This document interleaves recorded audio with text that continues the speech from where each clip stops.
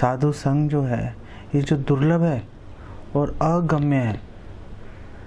मान लिया अमोघ है, मिल गया तो विफल नहीं होगा, लेकिन दुर्लभ है और अगम्य है, समझ में नहीं आएगा।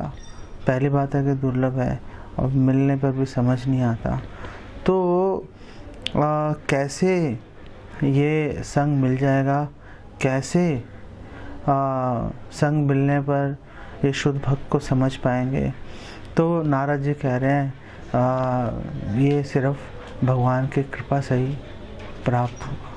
भगवान की कृपा एकमात्र वो फैक्टर है, कारक है, जिससे कि भगवान का संग मिलेगा और उसको हम समझ पाएंगे। अदरवाइज़ अगर हम लॉजिकली बात करें कि जैसे परीक्षित महाराज हैं, परीक्षित महाराज उन्होंने एक महात्मा का अपमान कर दिया, उसके गले में मरा हुआ सांप डाल दिया। उसके बेटे ने, शम्यक ऋषि के बेटे ने, श्रृंगी ने श्राप दे दिया, 7 दिन बाद जो है तक्षक के काटने से आपकी मृत्यु हो जाएगी। और श्राप देने से जो परीक्षित महाराज है, जब पता चला तो वो जाके गंगा के तट पर बैठ गए थे और धीरे धीरे वहाँ पर हज़ारों की संख्या में साधु महात्मा, स्वयं व्यासदेव, नारद जी इत्यादि सभी महान साधु महात्मा एकत्रित हो गए थे। ऐसे थोड़ा ना किसी को टेलीग्राम कर दिया, टेलीफोनिकली व्हाट्सएप पे मैसेज भेज दिए, कैसे हो गया। और उससे भी बड़ी बात है कि जो सुखदेव गोस्वामी है, सुखदेव गोस्वामी 16 साल की उनकी उम्र, और सुखदेव गोस्वामी आत्माराम पहले से ही हैं, जन्म से ही आत्माराम है वो, और किसी के बंधन में नहीं है, उस संसार की होश नहीं है। कैसे वहाँ पर पहुँच गए और कैसे उन्होंने स्वीकार कर लिया परीक्षित महाराज को नॉलेज देने के लिए। तो वहाँ पर परीक्षित महाराज ने सुखदेव गोस्वामी को बोला था, 1936 में 19वें अध्याय जो प्रथम स्कंद है भागवतम का, उसमें बता रहे हैं कि कैसे जो सुखदेव गोस्वामी वहाँ पर प्रकट हुए, क्या हो रहा था, क्या नहीं हो रहा था। और जब वो आए सुखदेव गोस्वामी, तो परीक्षित महाराज ने उनको बिठाया आसन पर, और आसन पर बिठाकर तो उन्होंने ये श्लोक बोला था।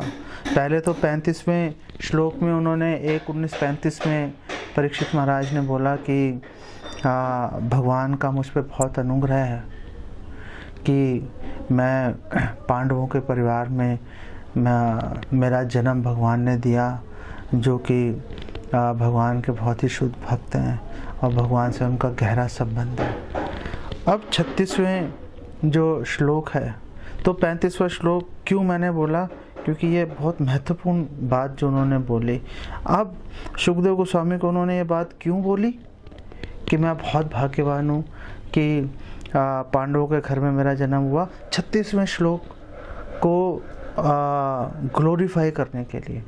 अब जो 36वें श्लोक में परीक्षित महाराज ने बोला था सुखदेव गोस्वामी को, अन्यथा ते अव्यक्त गतेर दर्शनम नह कथम नृणाम नितराम म्रियमाणा नाम संसिद्धस्य वणीयसा, कि उन्होंने कहा कि आखिर ऐसा कैसे संभव है अगर कृष्ण का अनुग्रह नहीं है। अगर कृष्ण का अनुग्रह नहीं है तो ऐसा कैसे संभव है कि आप खुद ही यहाँ पर प्रकट हो गए, आप खुद ही यहाँ पर आ गए, ये कैसे संभव हो गया। और आप तो अव्यक्त गतेर, आप तो अव्यक्त रूप से आप चलते हो। अव्यक्त का मतलब अदृश्य नहीं है कि अदृश्य अवस्था में जा रहे हैं, लोग उनके आर पार देख रहे हैं, उनको पता ही नहीं चल रहा, कोई वस्तु भूत की तरह उनके आगे से निकल गई, ऐसे नहीं।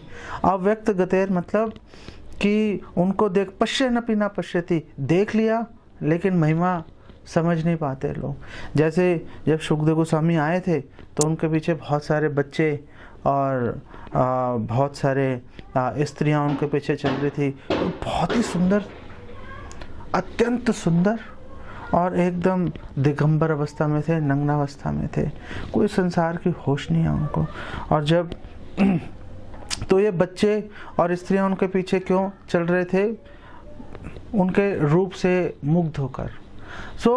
उन्होंने भी देखा सुखदेव स्वामी को, लेकिन उनकी महिमा क्या है वो समझ नहीं पा रहे थे। बेसिकली अव्यक्त गतिर, जैसे हमें प्रसंग मिलता है कि प्रहलाद महाराज एक भक्त से मिले थे जो आजगर वृत्ति का पालन कर रहा था। सबके सामने जमीन पर धूल में लेटा हुआ है वो, और सबके सामने धूल में लेटा हुआ है, सब लोग उसको देख रहे हैं, लेकिन केवल प्रहलाद महाराज ही उनकी जो महिमा को, उनकी महानता को वो जान पाए थे। तो परीक्षित महाराज ने कहा ऐसे कैसे हो गया?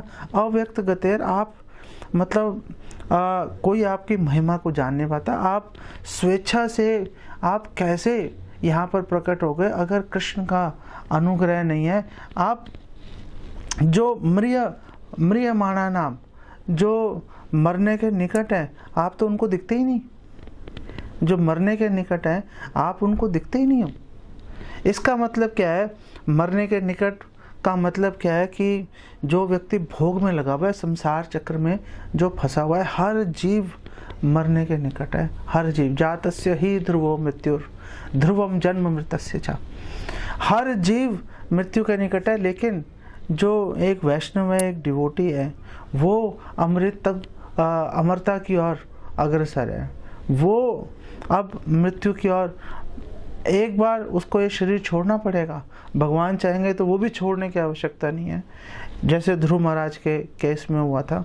लेकिन एक बार शरीर छोड़ना पड़ेगा और छोड़ के भगवत धाम जाएंगे। यत गत्वा न निवर्तन्ते, जहाँ जाकर वापस नहीं आता और जहाँ पर जन्म नहीं होता, मृत्यु नहीं होती, और कोई बुढ़ापा जो प्रेजेंट जो आपका वहाँ पे स्वरूप है, वही स्वरूप आपका शाश्वत रूप से आपका चलता रहेगा। ऐसे जो लोग हैं जो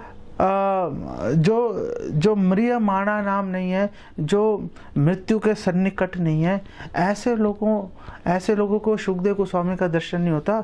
सुखदेव गोस्वामी का दर्शन तो ऐसे लोगों को होता है जो अमृत की खोज कर रहे हैं, जो अमरता की ओर जा रहे हैं, मतलब जो भगवत धाम जाने की ओर अग्रसर हैं, मतलब जो वैष्णव है उन्हीं को सुखदेव गोस्वामी जैसे महान भक्तों का दर्शन होगा। और वही अव्यक्त गतिर कि उनकी महिमा को कोई नहीं जान पाएगा, लेकिन जो अमृत की खोज में है, जो वैष्णव है, वो उनकी महिमा को पहचान लेंगे। तो परीक्षित महाराज ने बोला ऐसा कैसे संभव है? अगर भगवान कृष्ण का ही अनुग्रह नहीं है, अगर उन्होंने ये प्रेरणा नहीं दे दी, तो ये इम्पॉसिबल है। ये परीक्षित महाराज का जो है निष्कर्ष है, उनका मत है। इसीलिए उन्होंने पहले अपने सौभाग्य का वर्णन किया, और अपने सौभाग्य के वर्णन के माध्यम से उन्होंने सुखदेव गोस्वामी का उन्होंने गुणगान किया।